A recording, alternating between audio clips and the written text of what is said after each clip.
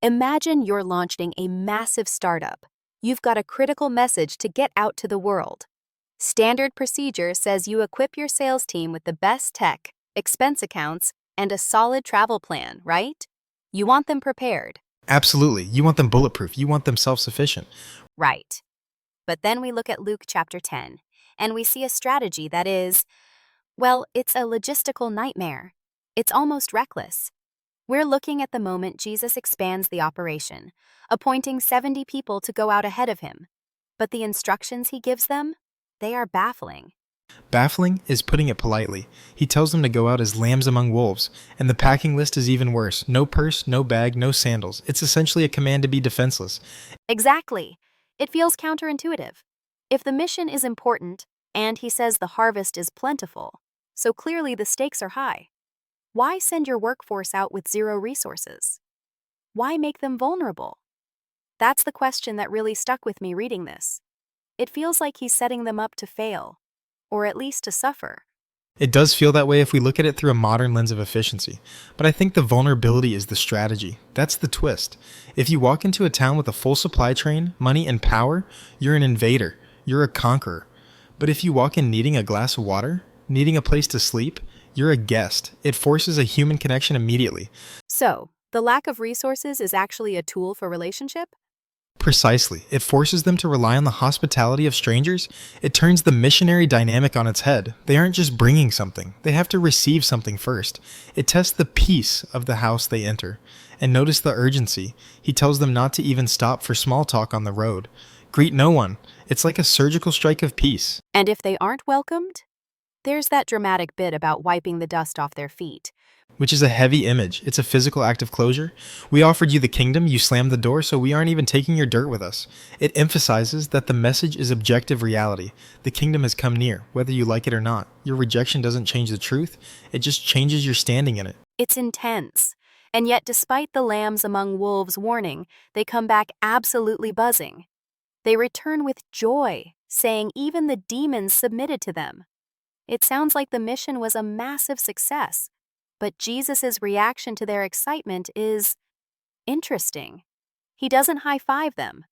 No, he pivots immediately. He validates their power. He says he saw Satan fall like lightning from heaven, which is an incredible visual of the spiritual impact they were having. But then he drops a warning. He tells them, don't rejoice because the spirits submit to you.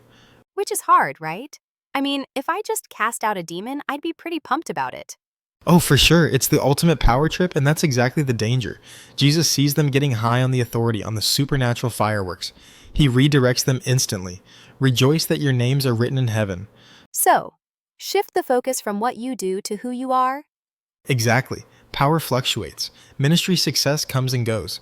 If your joy is based on I can crush serpents and scorpions, your ego is going to inflate or you'll crash when things go wrong. But your name written in heaven? That's identity. That's belonging. He's grounding them before they get arrogant. It's a crucial leadership lesson. Don't get drunk on your own press releases. But speaking of lessons, this chapter transitions into one of the most famous stories in history. We have a lawyer who stands up to test Jesus. The classic gotcha moment. Right. He asks, "What must I do to inherit eternal life?" Jesus turns it back on him. The lawyer gives the textbook answer, "Love God, love your neighbor." But then, looking for a loophole, the lawyer asks, "And who is my neighbor?" That question is so revealing, isn't it? Who is my neighbor? Sounds like a request for clarification, but it's actually a request for limitation. He wants to know who he doesn't have to love. He wants a circle he can draw where everyone outside of it is irrelevant. He wants the minimum viable compliance. Exactly. Tell me where the line is so I can stand right on the edge of it. And Jesus destroys that line with the parable of the Good Samaritan. And we have to remember in that context, making a Samaritan the hero was offensive. It wasn't just a nice stranger. This was a political and religious enemy. We hear this story so often it loses its shock value. We think Good Samaritan means nice guy who helps change a tire. But you're saying this is more like, I don't know, a die-hard political activist saving their rival?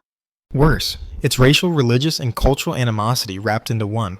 The story starts with a man beaten half to death. A priest walks by, sees him, passes on the other side. A Levite does the same. These are the religious elites, the guys who know the rules. Why do they pass him? Is it fear? It could be fear of the robbers, sure, but it's likely ritual purity too. If that guy on the ground is dead, touching him makes the priest unclean. They put their religious protocol above human suffering. They chose the system over the person. And then the Samaritan comes along. The guy who has the wrong theology, the wrong ethnicity, the bad guy in the eyes of the audience. And he doesn't just call 911. He bandages the wounds, pours on oil and wine, which costs money, puts the guy on his own animal, and pays for his hotel stay. It's an open-ended commitment. He tells the innkeeper, spend whatever you need, I'll cover it. It's irrational generosity. And when Jesus asks the lawyer, "Who was the neighbor?" the lawyer can't even bring himself to say the word Samaritan. Did you catch that? He says, the one who showed mercy. He can't say the name, but Jesus' point is made. The question isn't, who is my neighbor? The question is, to whom can I be a neighbor? It flips the agency. You don't wait to identify worthy recipients. You become a person of mercy. It dissolves the boundaries. If your enemy is your neighbor, then everyone is your neighbor. There's no outgroup anymore. Which is exhausting if you think about it. It demands a total reorientation of the heart, and maybe that exhaustion leads us perfectly into the final scene of the chapter. We go from the dusty road to a living room, Mary and Martha. Oh, this one always sparks a debate. You have Martha running around trying to host Jesus, which, let's be fair, is a big deal. You want the dinner to be perfect. And then her sister Mary is just sitting at Jesus' feet, listening. Martha gets annoyed, which I honestly relate to. I think most of us relate to Martha. She's responsible. She's the doer. She's keeping the household running, and she feels abandoned. She actually snaps at Jesus, "Don't you care that my sister has left me to serve alone?" She's triangulating. She wants Jesus to reprimand Mary. And instead, Jesus gently reprimands Martha. But he doesn't say her work is bad, does he? No, and this is key. He doesn't say service is wrong. He says, Martha, Martha, you are anxious and troubled about many things. The problem isn't the cooking. The problem is the anxiety. The problem is the distraction. She's so busy doing for Jesus that she's missing Jesus. Distracted with much serving. That's the phrase. It feels like a diagnosis of modern life. We are so distracted by the logistics of living that we miss the point of being alive. Absolutely. We optimize everything. We multitask. We are Martha, scrolling through emails while trying to listen to a podcast while cooking dinner.